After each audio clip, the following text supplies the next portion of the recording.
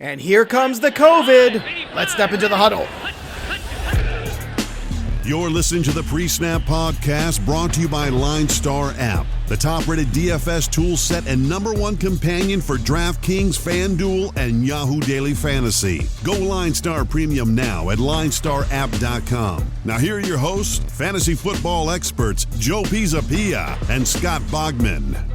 Hey, yo, what's up, everybody? It's me, Joey P, Joe Pisapia, and welcome to the PreSnap right here on the LineStar app. It is me, it is Scott Bogman, and it's you, and we're here at the inevitable. We knew it was going to happen at some point in time in the season. We had a positive COVID test earlier this week for a player, and now we have a few more popping up for the Titans, so now it looks like there's a lot of things in flux heading into the Week 4 season. There could be some game cancellations. It's very tough to say now as we're recording this, but it's something we're going to obviously be looking at. And Bogman, this is kind of why I've been saying to everybody in season long, hey, don't empty the fab tank too early because it's going to be a long year and there's going to be some moments where some games are going to probably get canceled. It's just the inevitable. It happened in baseball and it's going to happen here in football. Whether or not it happens this week, we don't know, but certainly this was huge news that came down earlier today, and huge news certainly going forward potentially for Week 4 in the NFL.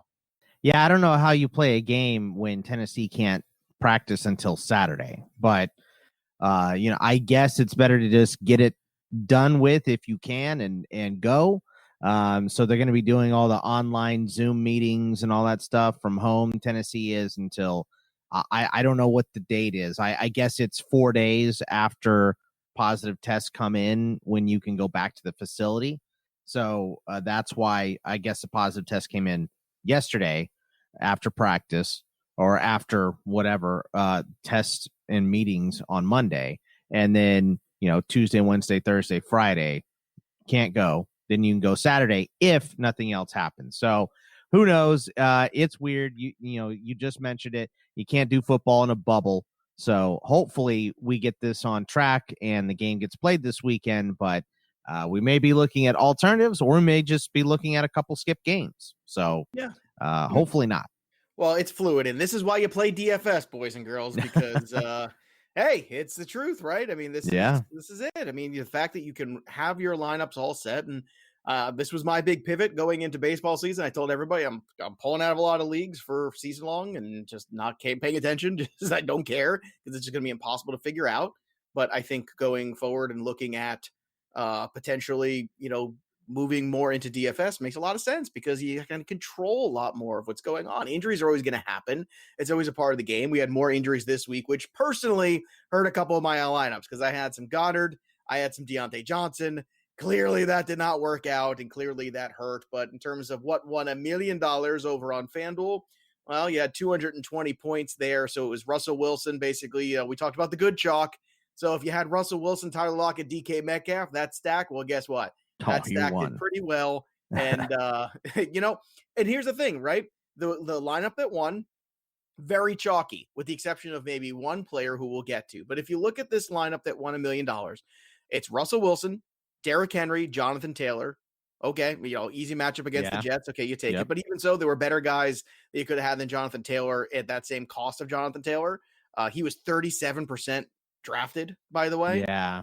Which was a huge percentage there. DK Metcalf was 34% drafted. Tyler Lockett, 21. Then he had Michael Gallup, who was the one-off, but in a game where you knew the total would be very high. And then Jimmy Graham, that was the big difference for this person who won 0.9%. Jimmy Graham, not one, but two catches for touchdowns. He had 6 catches on the day with 60 yards. Eckler, and then the Colts. So really, it was the smart Michael Gallup play, which was just a way to, hey, I'm going to get off Cooper. He's cheaper. I'm going to go with Gallup instead. He turned out to have 22 points. Jimmy Graham and when everyone 21. was down on Gallup, because Lamb had the big week the week before. So. But I guess here's the point. we keep trying to drive this home to the people, which is tight end is something. If you find a guy who could score a touchdown, he's a tight end one every week. That's it. And on top of that, the rest of this lineup was incredibly chalky. And you don't have to be the weirdest off the planet person to win big in tournaments. And I'm just trying to drive that home to everybody. And more, secondaries, more passing against Seattle winning money and Seattle winning money to keep pace because their secondary is so bad.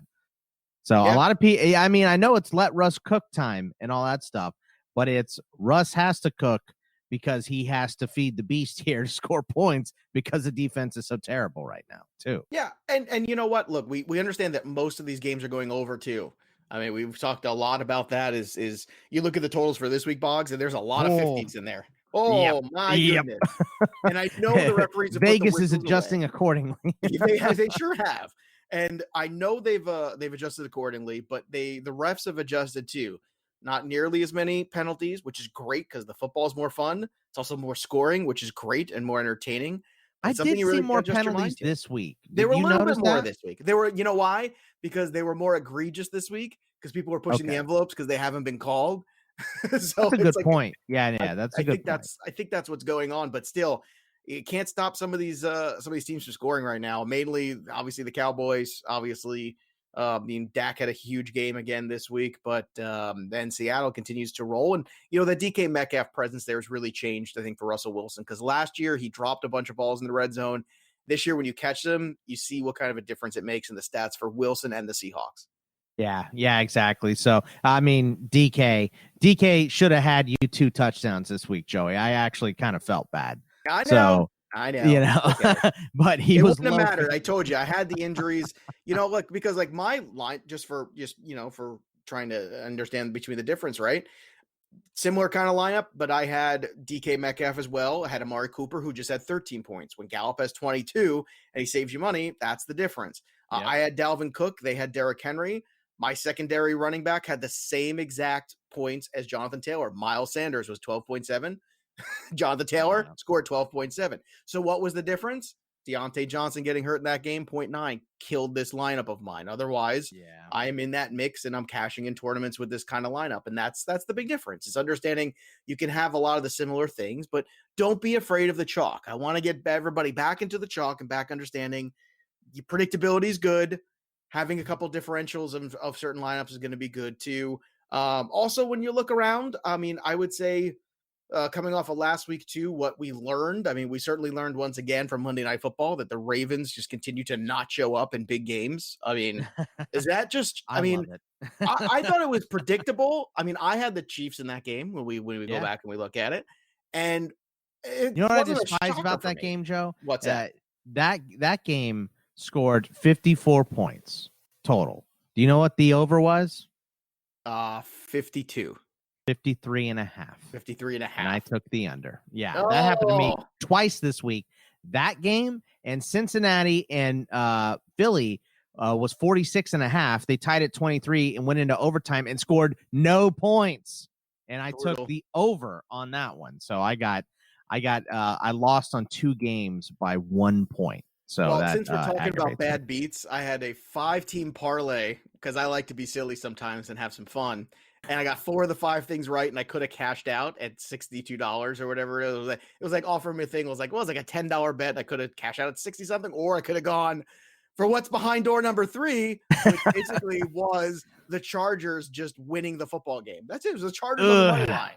The Chargers on the money line against the damn Carolina Panthers.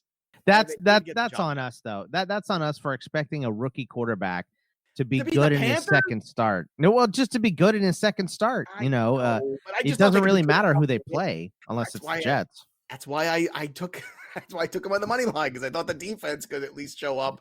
Yeah, but whatever. I mean, you almost beat the world champs last week, and then you lose to Carolina, who is one of the 5 worst rosters in the NFL. May not be the 5 worst teams, but the roster is not great. Oh, bro, are we looking for 2 weeks in a row for Mike Davis to be good, though? Because next week he goes against Arizona, and on DraftKings right now, he's at 5,700. That's an intriguing play next week because he was very active. There's no doubt about that.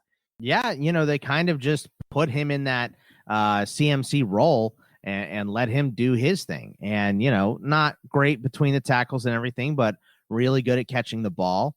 And, played 76% of the snaps. I think, what was it? He had 39. They gave 7 to the fullback as well, and then 2 to Reggie Bonifant, 2 snaps. So he's going to be the main guy, and they're obviously sticking with the one-back system, and they're not breaking things up because, Christian McCaffrey's gone. So yeah, I think he's definitely playable this week. All right, here's a provocative question after this past week. Who's more important to the Saints, Drew Brees or Michael Thomas? That's why I get the medium bucks, baby. I ask the tough questions. Good question, right? Yeah, on the roster, won some games with the New Orleans Saints last time I checked. Well, I'll say this, that Alvin Kamara is the most important piece in that offense. I mean, that Alvin Kamara in season long would be fourth if you just gave him his running or his receiving statistics. He would be the fourth wide receiver right now. He is catching balls, and he looks like the Alvin Kamara from 2 years ago. You can really see the impact of the knee and the back and all that stuff. Sure, maybe a lot of people thought it was an excuse for Kamara coming into the season, but it was a legit excuse. So he looks polished and ready to go. But, I mean, I think after watching 3 games of Drew Brees, and this is why I picked the under on that game, it didn't hit, but this offense does not look good with Drew Brees at quarterback right now. And for some reason, he can't throw the ball downfield very well. Even I think PFF has him rated fairly low on deep balls and all that stuff. So he's not looking like the Drew Brees we know and love yet. No, and Taysom Hill gets involved, and they signed Winston, and not Winston has his warts. We all know that, but it's tough right now. I think Tampa's on the upswing. The pieces are starting to come together. I would also say right now, it's hard not to say that Tampa's the best team in that division. I mean, I'm just going to come out and say it right now until further notice. We'll see what happens going forward, but right now that's my feeling. We also had the Vikings this past week lose again.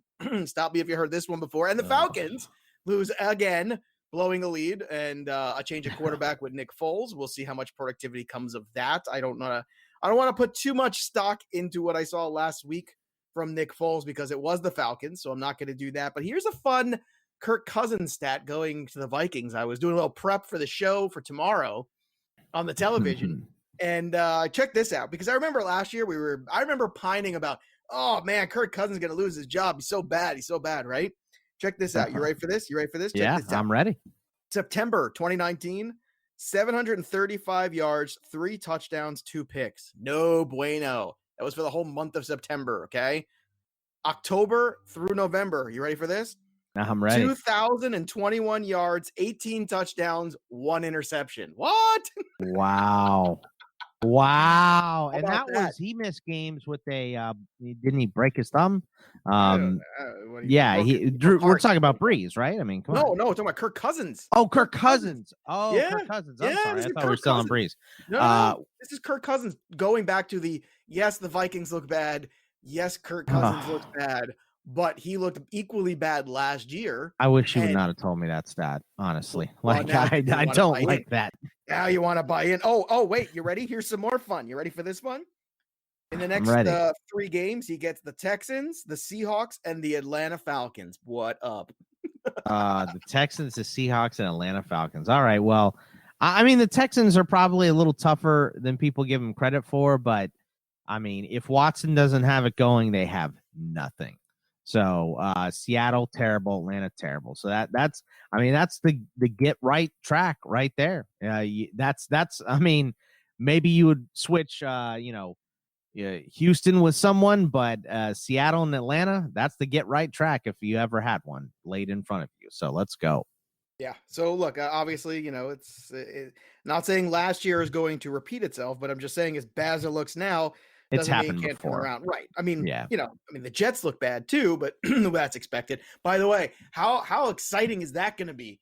You're going to have Brett Rippon on Thursday night against the New York Jets. Woo, man, sign me up.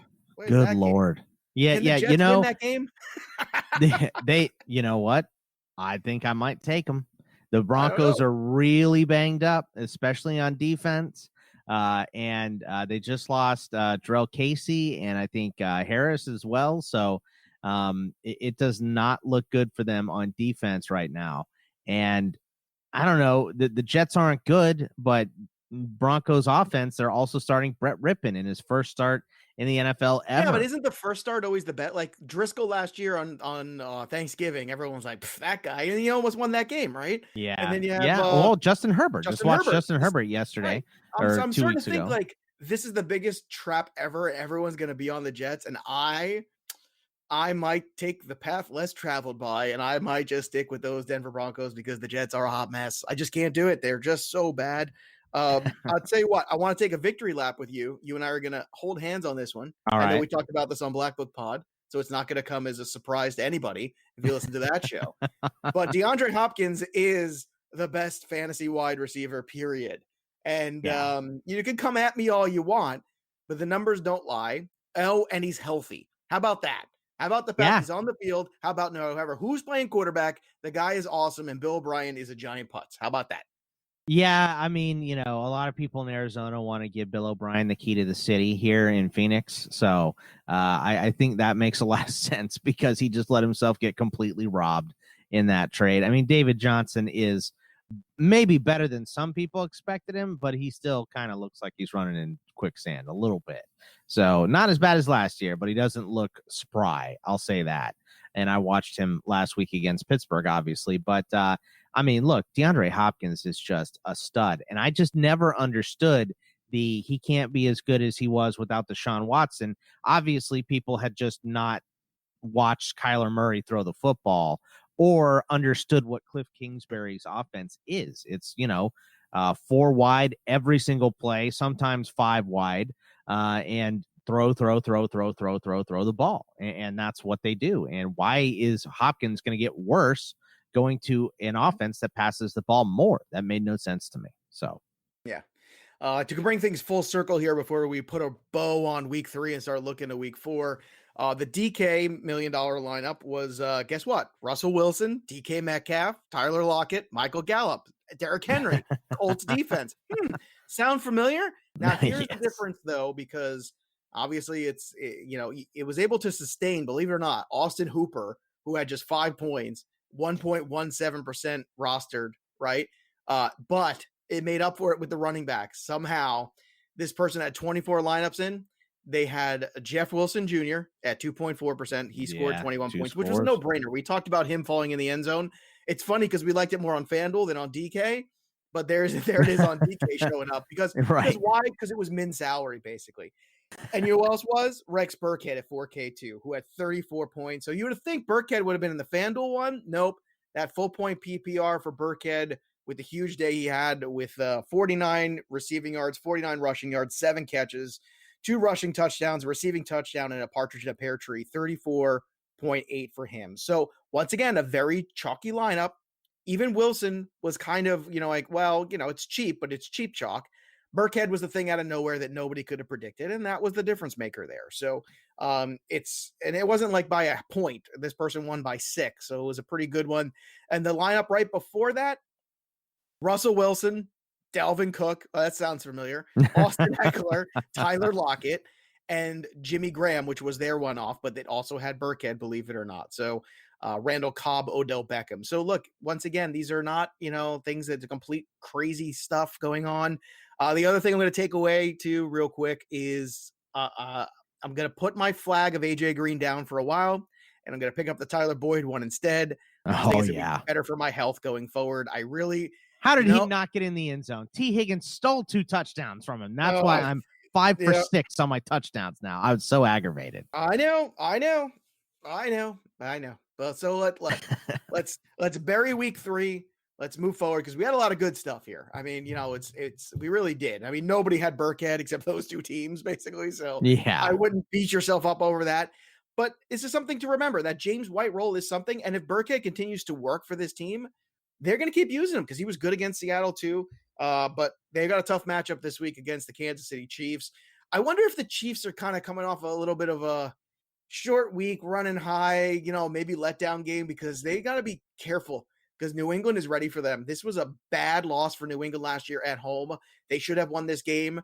There was a call that was a bad call in this game, but on top of which there was another moment or two where, the Patriots didn't take advantage of what they should have. So I think it sticks in their craw. I can't wait for this one. I'm going to be glued to it. But, I mean, the Chiefs look so good right now. Is there any chance they might get caught napping here? Yeah. I mean, I think any team can be a little overconfident going into a game and all that stuff. And if you think that the Patriots are no good just because Tom Brady left town, look, adding Cam Newton's a stud. So and they have found, and this is why I hate your team, Joe. They have found different ways to move the ball. They can do it on the ground, they can do it through the air. They'll adjust to what they need, which makes it tough to know the game script. But but Kansas City's defense looked pretty strong against Baltimore. So we'll see how that one plays out. That's going to be an interesting game to go over. They were able to take out Andrews for 3/4 of that game.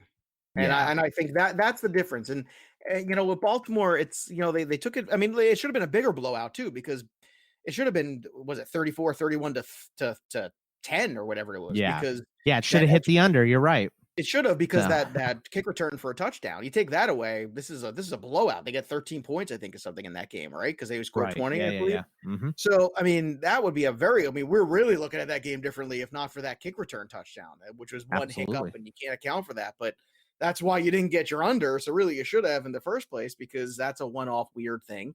But yeah, that's going to be a fascinating game. The early line on that one, I'm just looking at it right now, trying to pull things up here, is Kansas City 7-point favorites at home.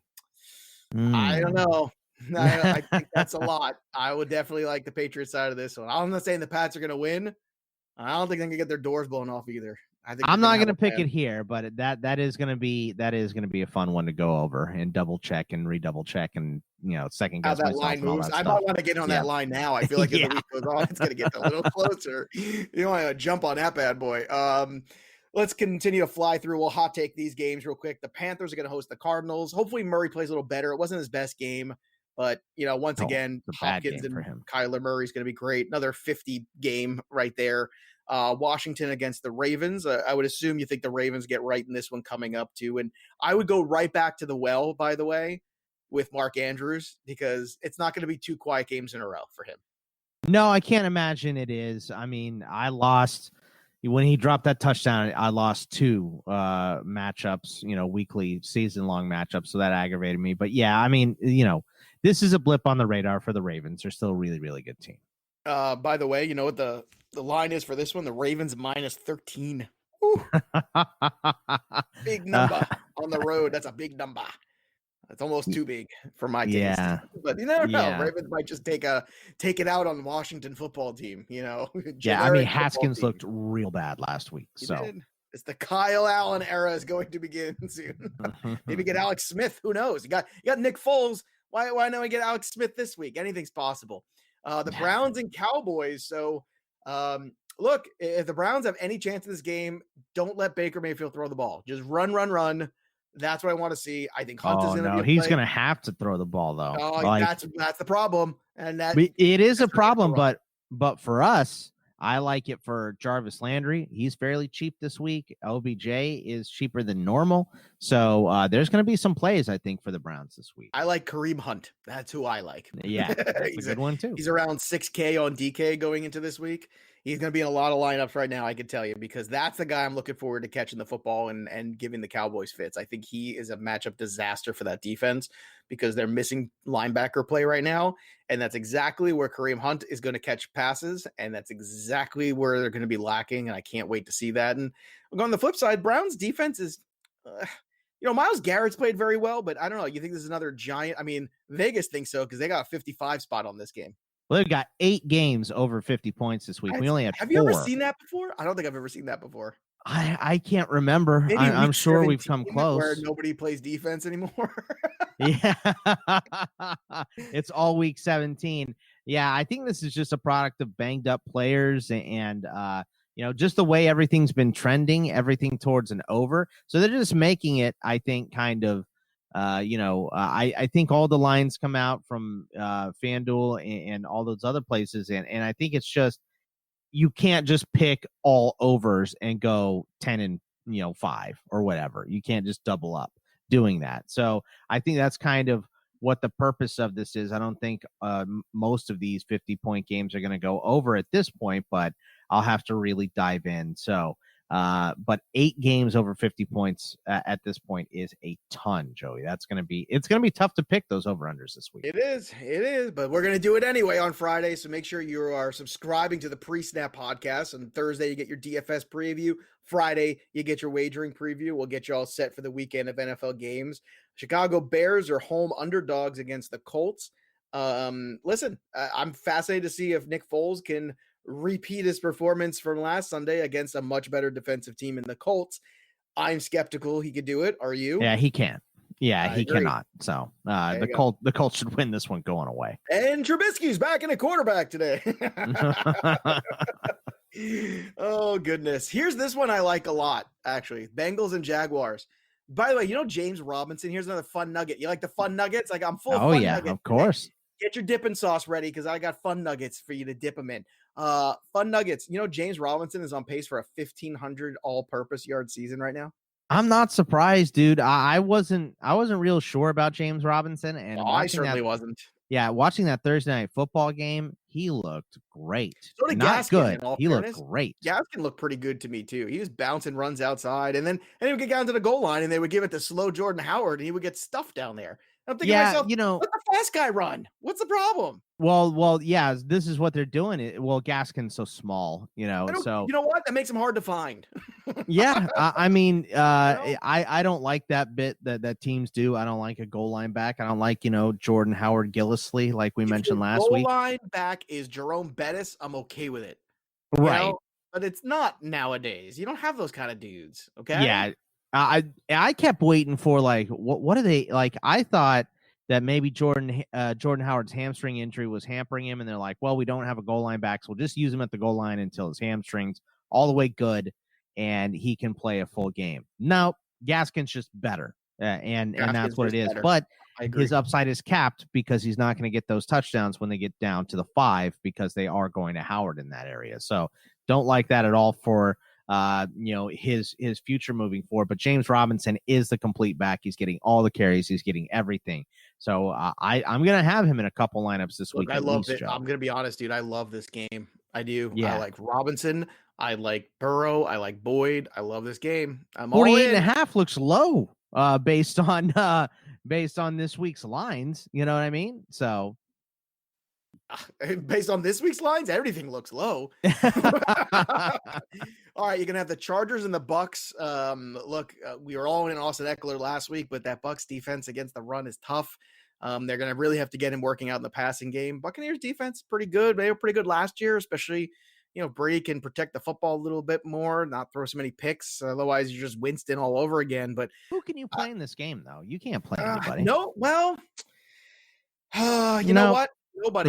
This might be a hard pass game of the week when you're talking about it now. You're not and it's wrong. Got a low over 243.5. This is your Herbert avoid game. Plays, I do like Keenan Allen still because they are forcing that ball to Keenan Allen. 19 targets. Yeah. That's true. I'll give you Keenan Allen if Herbert plays for sure, but I don't think Herbert's going to play.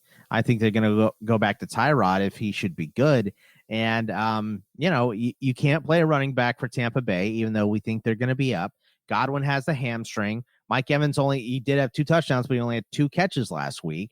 OJ Howard, Gronk got in last week. So, I mean, maybe Hunter Henry, if he has a good price. I haven't looked him up yet. Or Keenan Allen, like you mentioned. That's it, though. That's it. Yeah, by the way, James Robinson on DK is just 6,500. Yeah. Point that out there. Who would you rather this week? 6,600, by the way, on FanDuel. Okay, so James Robinson's at 65. Would you rather have him, or would you rather have, let's say, Darrell Henderson or Mike Davis at 58 or 57 on DK? Because those are good matchups too. You got Carolina. No, I'm going with James. You're gonna go with James on the road, despite I don't disagree. I don't disagree at all. It's crazy. All right, this next one you're gonna have the Minnesota Vikings and the Houston Texans. Oh, the battle of offers. What an exciting game, or at least we're hoping we're going to get this game. Let's fingers crossed. Fingers crossed. So, we'll dive more into this one as the week allows, possibly. But right now, that's a fun one because nobody wants to go 0 for 4. I can tell you that much. Well, they're probably, I feel like this game is going to get played because Minnesota came back day one. Obviously, it could take a couple days to pop up. for positives, but they came back with no positives, after the Tennessee bit already. So I think this game gets played, but like, how many days of practice is Minnesota going to miss before they get back in there, right? And are we going to go over with Houston when they looked so terrible in the second half against Pittsburgh last week? I don't know. I will tell you this. I don't always do this, but when I do, I'm usually right. I haven't done it yet. I might Will Fuller this week. I think it's a Will Fuller kind of week. It just get him at home. Oh yeah, get him home against the Viking secondary. Yeah. No, that's a good call. And it's dangerous. It is not a cash gameplay, but I will have some Will Fuller. I can tell you that right now. 59 on DK, and let me just look at FanDuel. 59 on DK is where I like it a lot. 61 on FanDuel. So it's about the same, similar range there. Pretty good. Yep. Not bad. I got the Saints on the road against the Detroit Lions. Any hot takes from this one for you? I mean, the Lions look pretty good, and they're are the Lions 2-1 right now? Is that their record? The Lions are 1-2. They 1-2. lost to Green Bay, and then they lost the opener. Oh, they should have beat Chicago. They should have beat Chicago. That's what it was. And they had a lead against Green Bay. So right. This is an intriguing one because they are 4.5 point underdogs at home, and this has a big total of 54. This is another 50. Yeah, that one's going to be a fun game too. I'm hoping Mike Thomas comes back, and obviously it's a different game if he does. But I wouldn't be surprised to see him miss one more week. So I'm going to be rolling Alvin Kamara in pretty much everything, I think. What do you think? Chalk.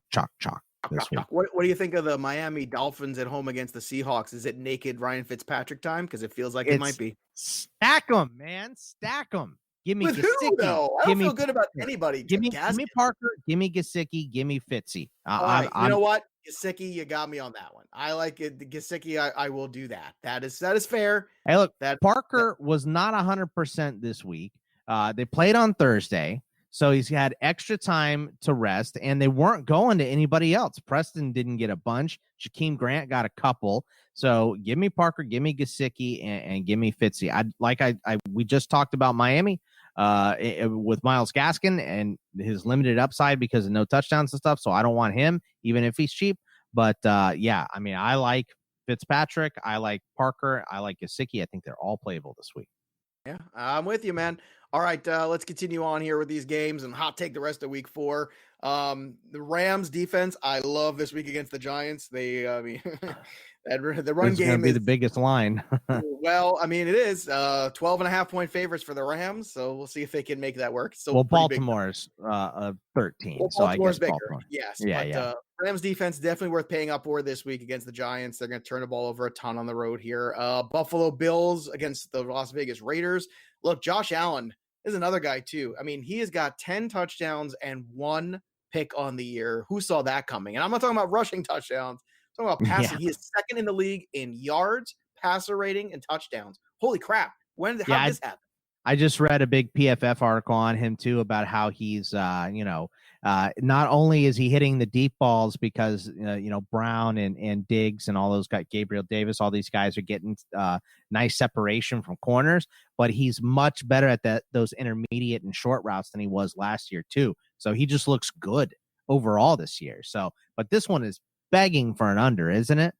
The Raiders kind of banged up. You know what? I would think so, but probably they keep hitting overs, and I understand, but this one to me feels like. Well, here's the problem I have is the Bills' defense is very good, but they haven't played very well. Personnel's still good, but you give up all those points in the second half of the game. I mean, I'm starting to get a little fishy there with the Bills' defense. I need some more time to marinate. They've been banged up at linebacker. The Tremaine Edmonds and Milano have been, not playing at 100% for sure. It's true. I would lean the under right now. We'll see how I feel about it on Friday, but it's all these games have been, every time it's a high total, you're like, it can't get there. It goes over there. We already talked about the Chiefs and Pats, so let's wrap things up here with the 49ers hosting what's left of the 49ers hosting what's left of the Eagles. The Niners are going to be 7-point favorites there. I go back to that McKinnon. Dallas Goedert's going to be out for this game. I don't know if we're going to get Jeffrey in this game yet. I don't know if we're going to get Deshaun Jackson healthy enough to play in this game. Man, it's looking real bad for the Eagles right now, and it does not look good this week against the 49ers. Yeah, talk about terrible primetime games, Joey. I mean, come on. We've got the Niners and Eagles and the Packers game. Monday night.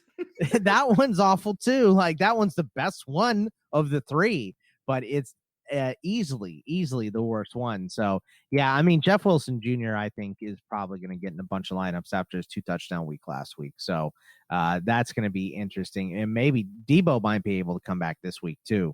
But that's going to take a little bit, and we didn't get Kittle. Maybe Kittle comes back, so maybe some pieces returning for the Niners. But it doesn't look like Jimmy G is going to be good to go. He's probably going to be listed as doubtful, and then Kittle is a question mark. I don't know. This game's going to be terrible, but the Eagles are real bad, and it's not just like the Eagles are bad and all this stuff. No, Carson Wentz is playing bad too. Even with a bad offensive line. You saw that stat, right, about how, like, of all the wins, like, the percentage, like, most of his wins in the last 2 years have been against the Giants and the Washington football team. What, dude, he's had like 12 turnover-worthy throws, and I think the next highest is like 6. So yeah, it's he has not been great.